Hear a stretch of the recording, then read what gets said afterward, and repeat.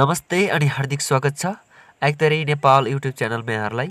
आज भने हामी बहुवैकल्पिक प्रश्नोत्तर 25 लिएर उपस्थित भएको छु तपाईँहरूको माझमा संविधान नेपालको संविधान सम्बन्धी। लौ त सुरु गरौँ आजको कक्षा। नम्बर 1, नेपालको संविधान 2072 को पहिलो संशोधन कहिले भयो? ए 2072 10-16, बी 2072 11-16, सी 2072 9-16, डी 2072 12-16। कृपया तपाईँहरूले पनि यसको आन्सर दिन सक्नुहुनेछ र यसको राइट आन्सर हो बी 2072 11 महिना 16 गते चाहिँ नेपालको संविधान 2072 को पहिलो संशोधन भएको थियो। र यसरी प्रश्न नम्बर 2, नेपालको संविधान 2072 को कति धारादेखि कति धारासम्म मौलिक हकको व्यवस्था गरिएको छ? क धारा 16 देखि 45 सम्म, सरी बी ए चाहिँ, अनि बी चाहिँ धारा 12 देखि 41 सम्म, सी चाहिँ धारा 16 देखि 46 सम्म, डी चाहिँ धारा 16 देखि 47 सम्म। कृपया तपाईँहरूले सक्नुहुनेछ भने एकदमै छिटो छिटो यसको आन्सर कमेन्ट गर्न सक्नुहुनेछ र यसको राइट आन्सर हो सी धारा 16 देखि 46 सम्म। यसरी प्रश्न नम्बर 3, नेपालको संविधान 2072 को कति भागमा मौलिक हकको व्यवस्था गरिएको छ? ए भाग 6 मा, बी भाग 5, सी भाग 4, त्यस्तै गरेर डी भाग 3 र यसको राइट आन्सर हो डी भाग 3 मा चाहिँ नेपालको संविधानको मौलिक हकको बारेमा व्यवस्था गरिएको छ। त्यस्तै प्रश्न नम्बर 4, नेपालको संविधान 2072 को कुन धारामा शिक्षा सम्बन्धी हकको व्यवस्था गरिएको छ? ए धारा 30, बी धारा 31, सी धारा 32 र डी धारा 33।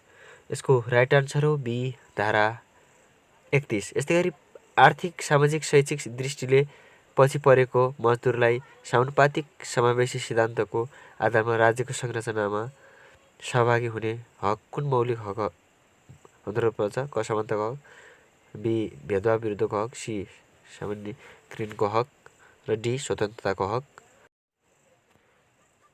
यसको राइट आन्सर हो सी सामाजिक न्यायको हक। यस्तै प्रश्न नम्बर 6, नेपालको राष्ट्रिय झण्डा सम्बन्धी व्यवस्था वर्तमान संविधानको कतिौं धारा माग गरिएको छ? ए धारा 6, बी धारा 7, सी धारा 8 र त्यस्तै गरी डी धारा 9। यसको राइट आन्सर हो सी धारा 8। यस्तै गरी प्रश्न नम्बर 7, तलको कुन व्यवस्थाले नेपालमा प्रादेशिक पहिचान सहितको एकल सङ्घीय नागरिकको व्यवस्था गरेको छ?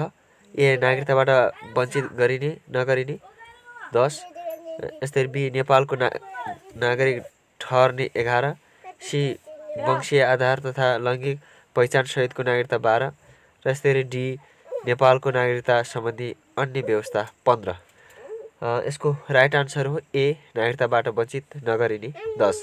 यस्तै प्रश्न नम्बर 8, सार्क राष्ट्र बाहेकका देशमा बसोबास गर्ने तथा साविकमा वंशजको वा जन्मको आधारमा निजको बाबु वा आमा, बाजे वा बजे नेपाली नागरिक रही पछि विदेशी मुलुकको नागरिकता प्राप्त गरेको रहेछ भने निज व्यक्तिलाई सङ्घीय कानुन बमोजिम कुन अधिकारको उपयोग गर्न नपाउने गरी गैर आवासीय नागरिकता प्रदान गर्न सकिने व्यवस्था छ? ए आर्थिक अधिकार, बी सामाजिक अधिकार, सी सांस्कृतिक अधिकार र डी राजनैतिक अधिकार। यसको राइट आन्सर हो डी राजनैतिक अधिकार। गैर आवासीय व्यक्तिले चाहिँ राजनीति गर्न नपाउने गरिएको हुन्छ। यस्तै गरेर प्रश्न नम्बर 9, वर्तमान संविधानको कुन धारामा नागरिकताको प्राप्ति, पुनःप्राप्ति र समाप्ति सम्बन्धी व्यवस्था गरिएको छ? यसको राइट आन्सर हो अप्सन ए धारा 11, बी धारा 12, सी धारा 13 र डी धारा 14। यसको राइट आन्सर हो सी धारा 13 मा चाहिँ नागरिकताको प्राप्ति, पुनःप्राप्ति र समाप्ति सम्बन्धी व्यवस्था गरिएको छ। यस्तै गरी प्रश्न नम्बर 10, नेपालभित्र फेला परेको पितृत्व र मातृत्व ठेगान नभएको प्रत्येक नाबालक निजको बाबु वा आमा फेला नपरेसम्म डडट आधारमा नेपालको नागरिक छ। ए प्राकृतिक न्यायको आधार, बी वंशजको आधार, सी अङ्गीकृत नागरिकता प्राप्तिको आधार, डी बालिक अथवा बालिक भएपछि नागरिकता प्राप्त गर्ने आधार।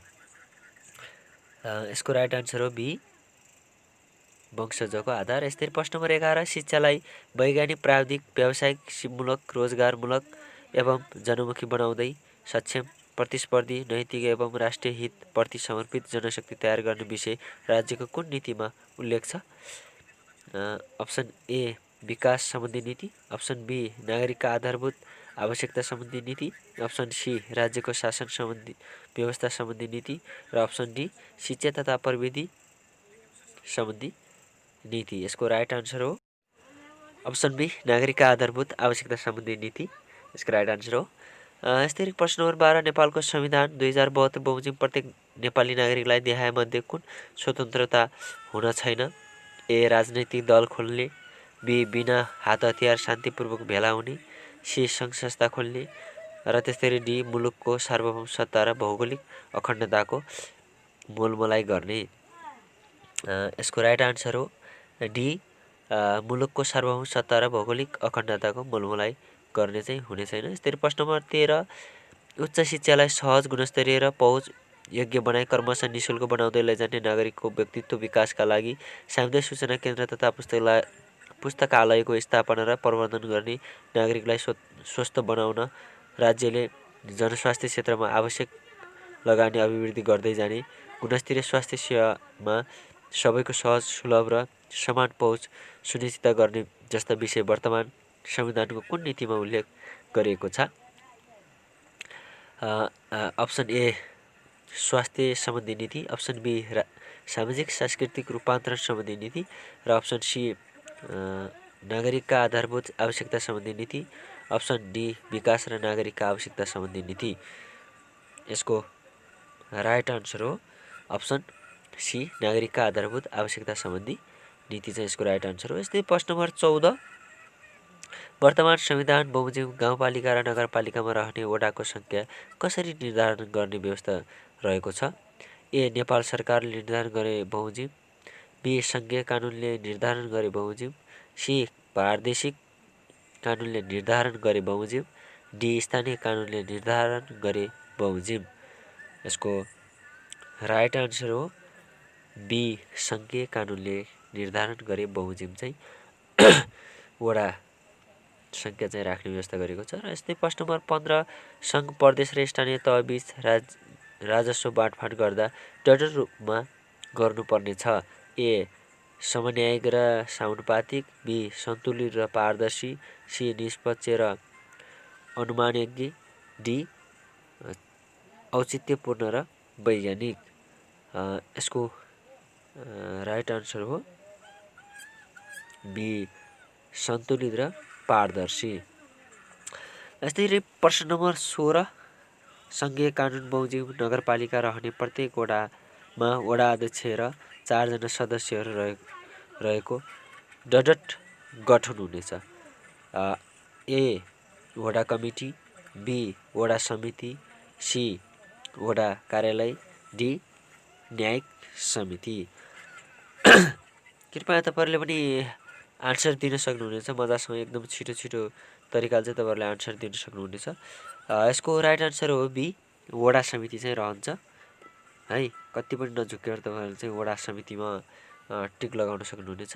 र यस्तै रह्यो प्रश्न नम्बर 17 वर्तमान संविधान बमोजिम नगरसभाको गठन हुँदा कति वर्ष उमेर पुरा भएको मतदाता नावलीमा नाम समावेश भएको व्यक्तिलाई सङ्घीय कानुन बमोजिम मतदान गर्ने अधिकार हुनेछ? ए 18 वर्ष, बी 21 वर्ष, सी 16 वर्ष, डी कानुन बमोजिम योग्य भई मतदाता नावलीमा नाम समावेश भएको नेपाली नागरिकलाई। यसको राइट आन्सर हो ए 18 वर्ष चाहिँ पुरा भएको हुनुपर्नेछ भोटिङ गर्नको लागि भनेर बुझौँ हामीले सर्टकटमा। यस्तै प्रश्न नम्बर 18 स्थानीय तहको सञ्चित कोषबाट गर्न सकिने खर्च सम्बन्धी व्यवस्था डडट कानुन बमोजिम हुनेछ? ए सङ्घीय कानुन, बी नेपाल सरकारको तर्जुमा गर्ने कानुन, सी प्रादेशिक कानुन, डी स्थानीय कानुन। यसको राइट आन्सर हो डी स्थानीय कानुन। जस्तै प्रश्न नम्बर 19 सङ्घ र प्रदेशबीच तथा प्रदेशबीच उत्पन्न राजनीतिक विवाद समाधान गर्न देहाय बमोजिमको रहने एक अन्तर प्रदेश परिषदमा देहायका मध्ये को नहुने व्यवस्था छ? ए. नेपाल सरकारका अर्थमन्त्री, बी. सम्बन्धित प्रदेश प्रमुख, सी. नेपाल सरकारका गृहमन्त्री, डी. सम्बन्धित प्रदेशका मुख्यमन्त्री। यसको राइट आन्सर हो बी. सम्बन्धित प्रदेश प्रमुख। जस्तै प्रश्न नम्बर 20 गाउँपालिका वा नगरपालिका बीच समन्वय कायम गर्न र कुनै राजनैतिक विवाद उत्पन्न भएमा प्रदेश सभाले सम्बन्धित गाउँपालिका, नगरपालिका र जिल्ला समन्वय समितिसँग डट गरी यस्तो विवादको समाधान गर्न सक्नेछ। ए. सहकार्य, बी. साझेदारी कायम, सी. मेलमिलाप र सह-अस्तित्व कायम, डी. समन्वय।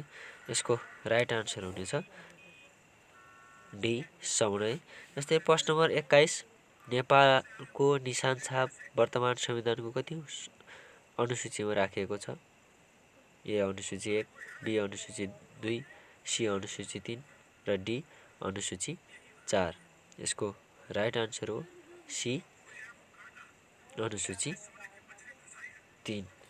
यसरी प्रश्न नम्बर 22 वर्तमान संविधानको अनुसूची 8 अन्तर्गत स्थानीय तहका कतिवटा अधिकार रहेका छन्? ए.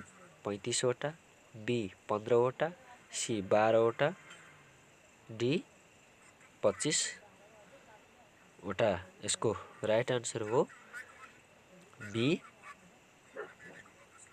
15 वटा। र यस्तै प्रश्न नम्बर 23 वर्तमान संविधान अनुसार आधारभूत र माध्यमिक शिक्षा कसको क्षेत्र अधिकारभित्र पर्दछ?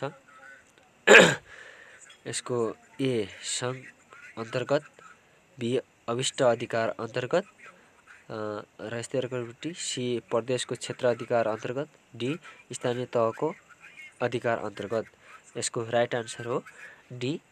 स्थानीय तहको अधिकार अन्तर्गत। यस्तै प्रश्न नम्बर 24 नेपालको संविधान 2072 बमोजिम कुनै नेपाली नागरिकले अर्को नेपालीलाई धर्म परिवर्तन गराउँदा तलका मध्ये कुन शर्त पुरा गरेको हुनुपर्दछ? ए. कसैले कसैको धर्म परिवर्तन गराउन पाउने छैन, बी. धर्म परिवर्तन गर्ने व्यक्तिको मन्जुरी भएपछि मात्र, सी. नेपाल सरकारले तोकेको मापदण्ड पुरा गरेर र डी. अदालतको स्वीकृति लिएर मात्र। यसको राइट आन्सर हो ए. कसैले कसैको धर्म परिवर्तन गराउन पाउने छैन। यस्तै प्रश्न नम्बर 25 नेपालको संविधान 2072 अनुसार बमोजिम प्रत्येक नेपाली समुदायलाई कानुनमा व्यवस्था भए बमोजिम कुन भाषामा शिक्षा प्राप्त गर्ने हक हुनेछ? ए. नेपाली भाषा, बी. अङ्ग्रेजी भाषा, सी. मातृभाषा र डी. दोस्रो भाषा। यसको राइट आन्सर हो सी. मातृभाषामा। हस् त हाम्रो भिडियो हेरेर लाइक, कमेन्ट, सब्सक्राइब गर्न नबिर्सनु होला। हस् त, धन्यवाद।